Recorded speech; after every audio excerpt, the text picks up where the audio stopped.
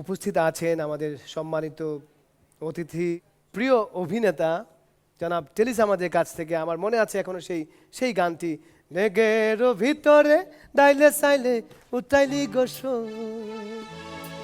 মেঘের ভিতরে দাইলে সাইলে উঠাইলি গোসো, পাটানা বিছায়া মরিচ পিশালি গোসই, আরে পাটানা বিছায়া মরিচ পিশালি গোসই, আরে সেই পিশানি মুরে পিশাহিলি, আরে সেই পিশানি মুরে পিশাহিলি, শ্যাম পিরিতি আমার অন্তরে, আরে শ্যাম পিরিতি আমার অন্তরে। সত্যি আমার এখনো মনে আছে আমরা যখন সুজন সখী সিনেমার গান, এটি সুজন সখী সিনেমার গান, আমার মনে আছে আমরা এই সিনেমাটি দেখেছিলাম। আপনি একটি দোকানের কর্মচারী ছিলেন এবং উনি যখন সেই দোকান থেকে ফেরার পথে রাস্তায় নেচে নেচে গানটি গাচ্ছিলেন, অসাধারণ একটি গান। এই মুহূর্তে আমি আপনার কাছ থেকে আপনার একটি মজার স্মৃতি আমরা শুনতে চাই। আজকে এই প্রথম আমি এনটিভির টেলিভিশনের প্রোগ্রাম করতে আমাকে দাওয়াত করেছে, আমি সেই জন্য টেলিভিশনকে ধন্যবাদ জানাচ্ছি। আমি অত্যন্ত খুশি হয়েছি। আমি প্রায় 600-700 ছবিতে অভিনয় করেছি।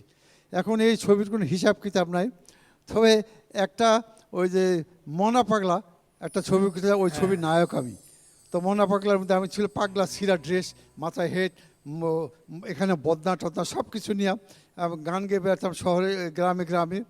তো সবাই বলতো, এই পাগল, ওই তুই যে ঘুরে বেড়াস, তোর কি কোনো দরবার আছে? বলে হ্যাঁ হ্যাঁ রাজ দরবার আছে আমার। বলে কোথায়? বলে চলো।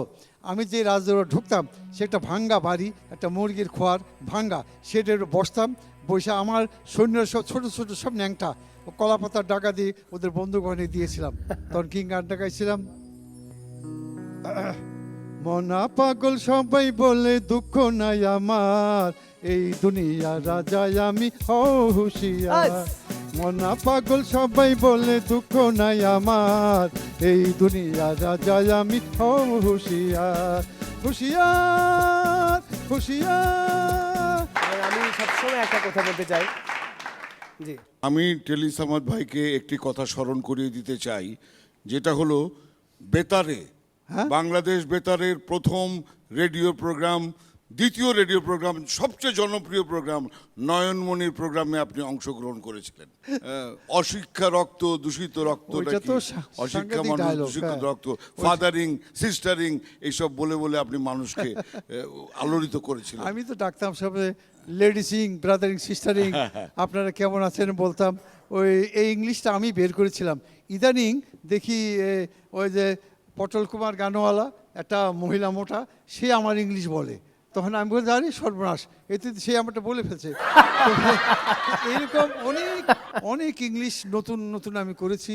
তারপরে নয়নমণিতে যে অভিনয়টা করেছিলাম মঞ্চের মধ্যে, আমি আর ফারুক কোন কিতাবে লেখা আছে গো হারাম বাজনা গান, যখন গানটা গাইতেছি এমন সময় এই এটিএম শামসুজ্জামান গ্রামের মাতব্বর এসে আমাকে চুলের মধ্যে ধরলো, চুলে ধইরা বলো কি, তুই যদি আর গান গাস তোর তাহলে আমি জিব্বাটা টাইনা সিরা ফেলাম, সকালবেলা ঘুম থেকে উঠতে যেন তোর আর না দিই, তুই এ গ্রাম ছেড়ে চলে যাবি, যদি না যাস তাইলে আমি তোর শেষ করে ফেলাম। সকাল হইল, তখন আমি তো মাদ্রাসার বললাম, মাদ্র সাহেব আমার মায়ের নাম গরিব মানুষ, অসুখ্যা মানুষ, দূষিত রক্ত, রাইতেলে কালাজ্বর আসে, আপনি মায়ের নাম বাইরে আমার যা তোরা সাইডে দিলাম, সকাল দেখি না।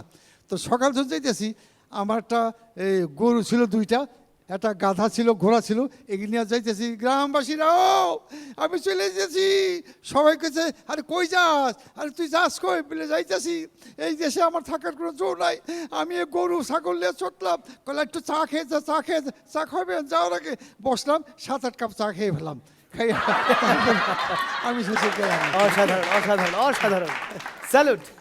সত্যি আমি সবসময় জুয়েলদা একটু শেয়ার করি, আমি সবসময় ওনাকে দেখলেই বলি বাংলাদেশের একমাত্র অভিনেতা যেই অভিনেতাকে ফলো করেছেন বোম্বের একজন অভিনেতা, সেটা হচ্ছে চাঙ্কি পান্ডে। আমি সবসময় বলি যে বাংলার টেলিস আহমদকে যিনি ফলো করেছেন তিনি হচ্ছেন বোম্বের চাঙ্কি পান্ডে। এবং চাঙ্কি পান্ডে এসেও টেলিস আহমদকে দেখে অনেকেই গিয়ে বলেছেন, কি ব্যাপার দাদা, আপনি দুই জায়গায় কিভাবে, এক জায়গায় চাঙ্কি পান্ডে আর এক জায়গায় টেলিসামাদ? Thank you. আমার সাথে কথা হয়েছে, দেখা হয়েছে, বলেছে টেলি ভাইয়া अरे आप तो चंगी पांडे हैं, बोला हाँ तुम भी चंगे पांडे हो, दोनों एक ही, चलो। অনেকক্ষণ কথা বলছি আর কি। Thank you, thank you.